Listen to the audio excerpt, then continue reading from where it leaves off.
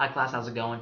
Nice job with this second workshop. Just like with the first one, everyone was on task and working really well, so I was pleased about that. We're going to go over the answers and the main concepts we were trying to get you guys to take a look at in this second workshop, and then also apply them to the project as a whole at the end. So stay tuned for that. As for the first task that you guys had to do, we are basically looking for you to define what a civic value is. Before you can debate whether civic values have been upheld or not, you have to know what they are. And to do that, you took a look at a video that defined what a value was, and then you took a look at a website that defined what civics were. And we were looking for you to combine those two sources to come up with some sort of definition of what a civic value really is. And it should be something along the lines of this: an ultimate driving principle of how to run a government and to what extent citizens are involved in the decision-making process within government or society. Civic values are driving principles, they're pillars, they're main ideas that you want heavily influencing how your government works and how politics work in your country. An example could be in communist China in the 1970s and 1980s. The control of the majority of economic policies or trade policies or money policies, financial policies, was in the hands solely of the central government. Not the people, not any smaller local governments, the big central government at the top. That's a civic value. It's something that drove how the government and society worked and interacted. So that's what we were looking for there. In terms of the documents, your evidence journal, we'll just go through each document kind of one by one. The first one had to do with the Enlightenment. It was basically, it had an introduction of the Enlightenment, and then it had, I believe it was Thomas Hobbes that the quote was from, or the excerpt was from, but it basically talks about the concept of what the Enlightenment was all about. And the Enlightenment was a movement that emphasized human reason and science instead of religion as the reason for how things work. So instead of saying that, the King of England is the King of England because God said so, and the Enlightenment would say the King of England is the King of England because he wants to control the majority of power in English society and the English government. It takes a very secular look, a very logical and reasoned look, using human factors instead of religious factors, which was really what was done up until this point. And the main idea of it really is that all men are naturally free and equal. And that also men may be restrained from invading each other's rights. And that kind of is, it brings up the idea or the concept for the first time really in human history that men, no matter what color skin they are, where they're born, how they're born, are free, equal, and have certain rights that are infringed upon only when other men start to infringe upon them. So it's a really kind of interesting idea. So you went through the first document, and you were probably wondering, how does that relate? So it's the Enlightenment. That's something we learned about in Global. As you went through, you took a look at the second document, which was an excerpt from the Magna Carta.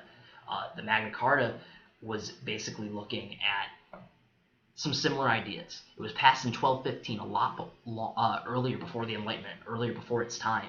But it was the first document that ever limited the power of the king, that limited the power of government. And that's why it's important. That was the main idea we were looking for there. So at this point, you kind of have the idea, all right, so there's the Enlightenment that emphasized rights and equality, and then there's the Magna Carta, which emphasized limited government. What does that have to do with the question at hand, why the colonists are so angry, mad? Third document was the Mayflower Compact, and that was a document signed when the Plymouth colony got started. So the first settlers in North America from Europe, when they settled down in the Plymouth colony, what did they do? How did they run and organize themselves? Well, they used the Mayflower Compact, which set out specific laws and rules for society. And it served as a foundation for some of the first democratic structures in both the United States and the world as well. You went into the fourth document, and you took a look at that, and that had to do with the House of Burgesses, the first legislative body that ever formed. And it formed in the colony of Virginia. And it was basically a bunch of tobacco farmers and plantation owners that said, wow, there's kind of a lot of farmers, a lot of stuff going on down here. We should probably form some sort of government body to help regulate and make decisions and solve issues. And that's really what the House of Burgesses did. And they got 2 representatives from each plantation to come.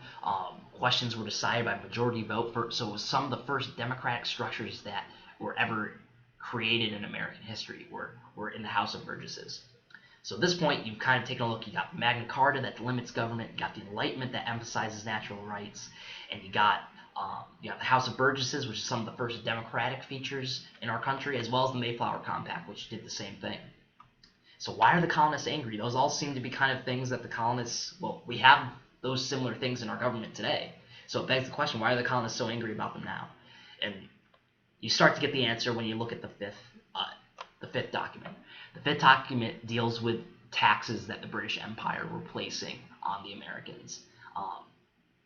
After the French and Indian War especially, the American colonies and Great Britain are pretty poor from fighting France. So they need to generate money somehow, some way.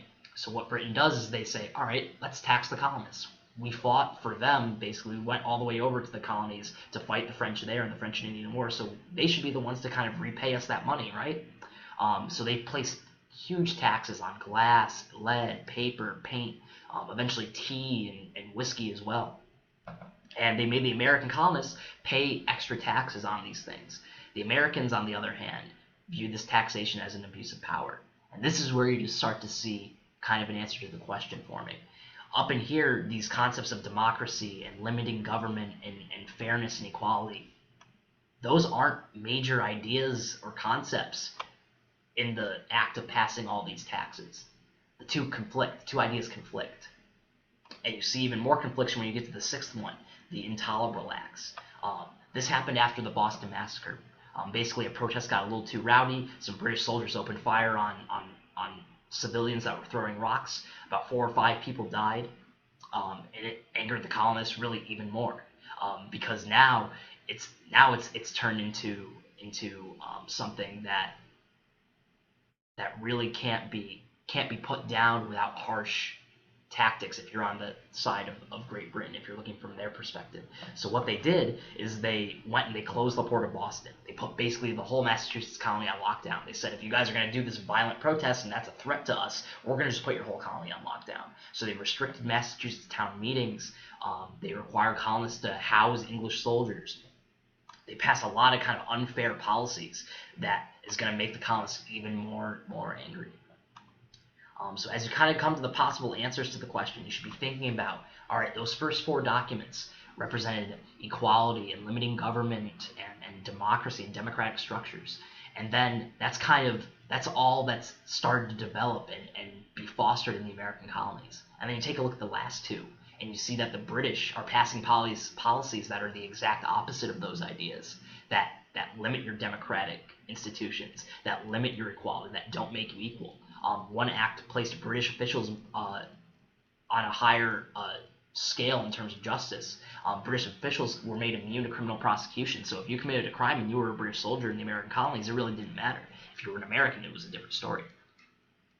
And the American colonists, they started to notice these contradictions, these conflicting ideas, how they viewed their government and how what kind of concepts they upheld very highly were not being communicated or appeased by the British policies, as the British were setting up policy on how to control them.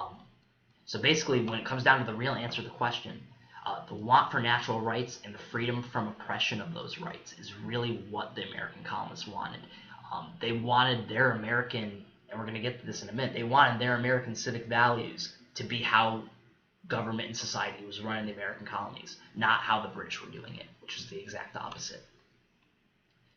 As you come down to the civic values part, this is we did a large discussion of this in class, and basically I had you guys list what you think some American civic values are, and we consolidated them, and we realized that although you put up 10 or 15 really good ones, there's 3 main civic values that they can all fall under: equality, justice, and liberty.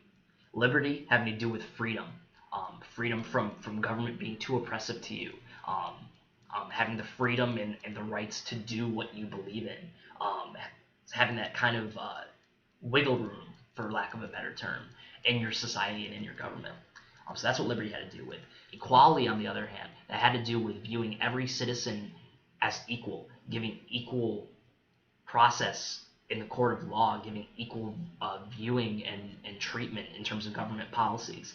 And you can see back in that last document, that was something that was just violated by the British officials being immune. That was not extending equality to all people living in the American colonies. If you were British, you were viewed as higher. Justice. that has to do with almost following through on these. When and it has a little bit to do with equality as well. When people commit a crime, or when something needs to be done about that crime, carrying through and making sure justice is served and that fairness is extended. So that's where you kind of get into the whole court system and the ideas around that. So those are kind of the main three civic values of the Americans that we have in our government today that got its start during this time, during the colonial period in the 1700s.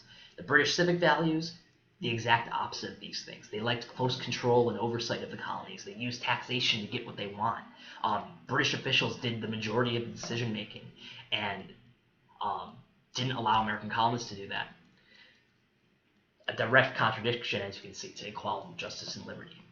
So that was kind of the main purpose of this. The main concept that we wanted you guys to come away from is that the American colonists are so angry because they have these ideas of how they want to run their government and their society and how it should be. And those are influenced by the Magna Carta and the Enlightenment and some of the early events in American history that kind of fostered these. And then when they look and they see the British doing the exact opposite of those things and preventing those civic values from being extended, that's why the colonists are so angry. That contradiction, that conflicting of civic values between the British Empire and the American colonists is really what's causing the anger here. So nice job, well done. In the context of our project, myself, Ms. Howard, and Mr. Morrill decided that it would be a little difficult to debate whether all three of these civic ideals have been upheld. So at the end of class, if you missed it because you were absent, at the end of class we had the whole class kind of take a vote. Which civic value do you want to focus on for this court case, this debate? And we decided on liberty. So liberty, freedom, the natural and individual rights that you have as a free and equal citizen is kind of what we're going to be focusing on. Well, not kind of, is what we're going to be focusing on. So as you plan to make your arguments and as you study those Supreme Court cases that you've been doing in your team work time, make sure you're bearing in mind the concept of liberty and how the Supreme Court cases either uphold or not uphold liberty. So nice job with this workshop. Well done. We'll see you guys for workshop 3 and a few other kind of team things that we're going to be doing next week. So nice job.